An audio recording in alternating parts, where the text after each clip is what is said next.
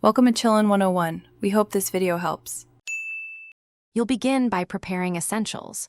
Open the official park app and confirm tickets are linked so you can book Lightning Lane. Once logged in, enable location and notifications so the system shows available return windows in real time. While you're waiting for official park opening, list your top 3 priority rides. This focuses your first bookings. Make sure to set a payment method for any individual Lightning Lane purchases and aim to be near a strong signal at rope drop. Next, you'll actively book and manage your Lightning Lane access. At the booking window, tap quickly but deliberately. Excessive refreshes can trigger blocks. Once you have one slot, you can usually book another when that window starts or after the minimum wait. This is how you stack multiple rides.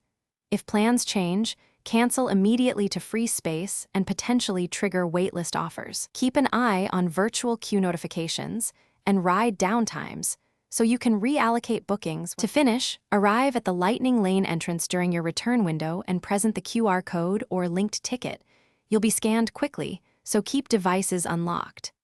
If a ride breaks down or your window lapses, check the app. Sometimes it auto-adjusts your return or offers a rebooking.